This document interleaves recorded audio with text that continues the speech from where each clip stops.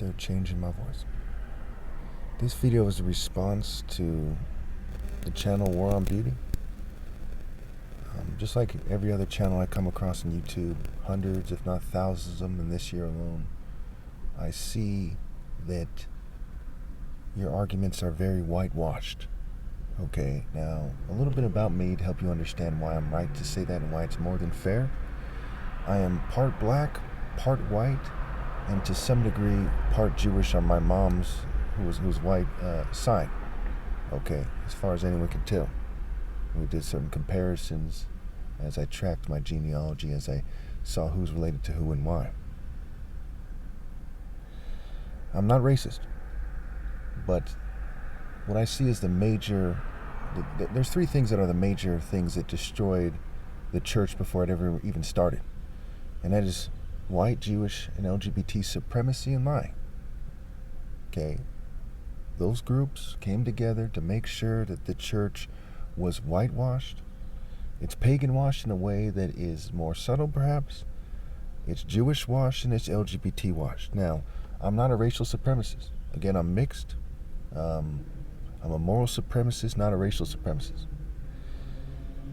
We are in the end times, and after my flesh dies, there'll be nothing worthwhile left on the planet. In Jeremiah, and I'll put it on the screen, it's described as, the people are described as being spiritually plundered. Okay, plundered, weaklings, spiritually and mentally weaklings, mad with terror, etc. We see in Jeremiah earlier in the book, it describes it as a haunt of jackals. And every generation is like Set, right? The jackal.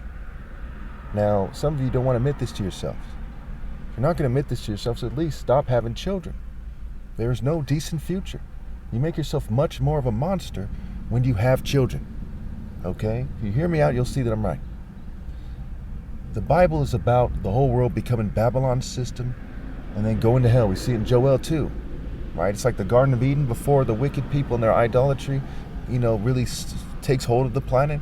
Then it's like described as a desert, figuratively speaking. So they're said to be mad with terror. They're said to be spiritually dried up. Again, mad with terror, spiritually plundered, spiritually weaklings. It doesn't matter if they could lift 1,000 pounds. They're unnatural abominations. True strength is natural.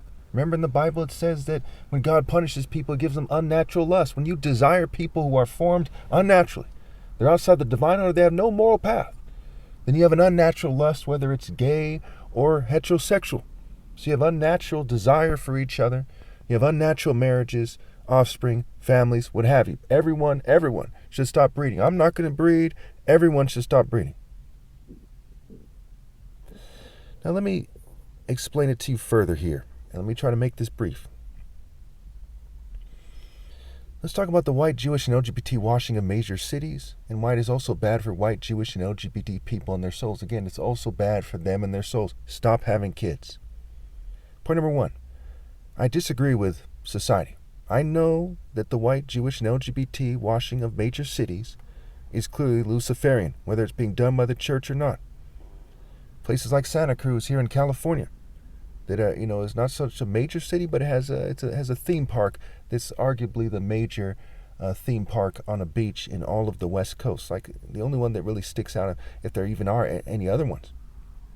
We see the ghetto washing of other cultures is also wrong. So white people went around the world pretending their culture is superior, ghetto washing other cultures, Filipino, Native American, indigenous peoples all over the world, Middle East, Africa, you name it, Asia. And they try to pretend that their culture is superior and that everyone else is ghetto and inferior, and they gay washed it. So it's ghetto and or gay washed across the board. That's the planet we live in today. It is impossible to bring back any of those cultures in their natural form. That's done with because of the white, Jewish, and LGBT washing of the world with an emphasis on major cities. Point number two. I disagree with people on this as well.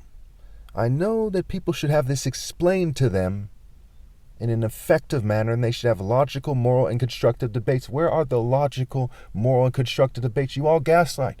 You all play stupid. As the Bible says, truth has stumbled in the streets. You refuse to tell the truth. There's an increase in wickedness. When people say we're living in the end times, it's because there's an increase in wickedness, including on your channel. You're allowed to look good and have fancy graphics and so on and so forth because you're saying the wrong thing. I'm sabotaged into next week, fumed and poisoned every day to the extreme, targeted for fumes and poisons. They mess up my sound quality, they change my speech patterns and the sound of my voice. Why? Because I'm telling the truth.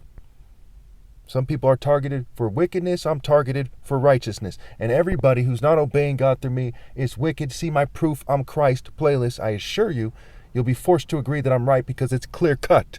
The miracles are figurative. The Lord is a warrior. Hebrew is an Afro-Asiatic language. It's a Royal African Falcon martial art order. The hawk in Job. Wisdom calls out. What have you.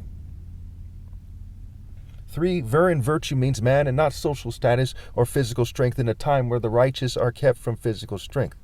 4, not only do moral absolutes exist, but most people believe that they do. Most people do not believe that killing someone for no reason could be moral. Point number 5, for example, point number 5, moral intensity improves sound judgment, and this country could have no debt and a sound system that gives people rights without forcing them into white cultures. Okay, and when you force them into white cultures, it's not a sound system. There's no way to have a righteous culture when everyone's forced into white culture and Jewish culture and LGBT, what have you. And no matter what they do in the future, even if they stop doing that, the die is cast for reasons I've discussed earlier and more. We'll get to that. As white people do this, to this day, they have no sound arguments to why people should be forced into their cultures, either then or now. They are also forcing people into gay cultures as well. In order to respond masterfully to this situation, one has to tell the truth to this about this situation. Okay, they're making it harder for me to talk. I had to roll up the windows because all the noise from the bikers. Okay, people are distracting me. I'm targeted. So let me just shoot through this here.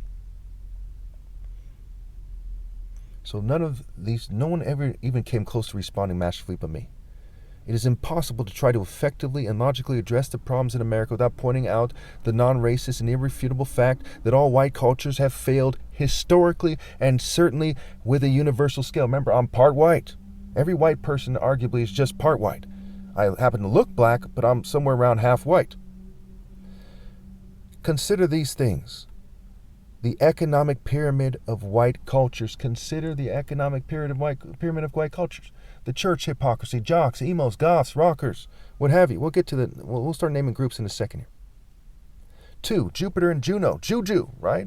Jupiter, Jew, Juno, Juju, meaning witchcraft. West African witchcraft that found its way to Greece and Rome. It's not the same as the Royal African Falcon martial art order that bans witchcraft. Okay. The idea of Jupiter and Juno, aka Zeus and Hera, is solid proof of white, Jewish, and LGBT people being aligned historically. They were the center of Roman culture, and Roman culture spread around the world. We see Western-washed African witchcraft. Historically, we see the Club of Rome, the Masons, the college frats, right, Greek societies, and on and on and on. Point number 3, political corruption. Point number 4, institutional racism. Point number 5, white privilege, white denial, white fragility, white guilt. You know it exists to some degree. You might not agree with what degree, but let's just keep going. Point number 6, generational ill-gotten gains. Point number 7, social, political, and economic oppression that is widely recognized. Point number 8. In regards to point number 7, for just 1/370th of the debt here in America, they could end homelessness for $100 billion. Just 1/370th of the debt, or they could do it in wealth taxes, very affordable wealth taxes. They refuse to do that because of white culture wanting there to be a caste system and wanting people to stick up their nose and say, hey, look how pretty I look while we're sabotaging you.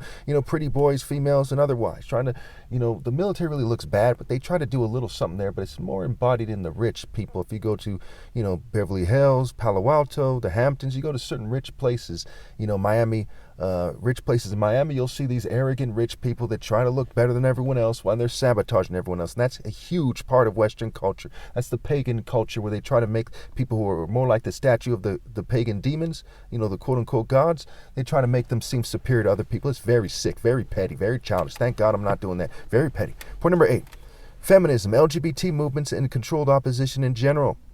Okay? They are merely politicking for and submitting to greater pure evil schemes. Point number 9, materialism And crony capitalism, right? The word materialism has mate in it, as is estimate and primate, to pry, to separate, right? They never evolve past being a primitive primate where it matters most. Point number 10, sarcasm, okay? Kind of Luciferian sarcasm. It's sick. Point number 11, gaslighting. Point number 12, narcissism. Point number 13, disassociation and how it connects to psychology and psychological operations. Point number 14, sex cults. 15, psychiatry. 16, movie groupies and other groupies and more. And, I would go on to say point number 17, covert drugging and psyops, things in the food and the air. Point number 18, transnational corporations, corporate partnerships, and how they're sexually controlling people. Okay, point number 19, mass murder. Western policies and the policies of developed nations cause 9 million people to starve to death in the world every year, and they rule them through proxy governments and like to scapegoat the people of those countries who the proxy governments are torturing and murdering to make sure they quote unquote fall in line with the global system. Okay, now let's consider all this and how it relates to jocks. K-pop, which is a white and Jewish watch of Asian culture. So-called Jesus freaks, right? People who are just propaganda idiots who pretend to be loyal to God. Versus people who are serious and willing to die for God on the drop of a hat. No propaganda, no BS.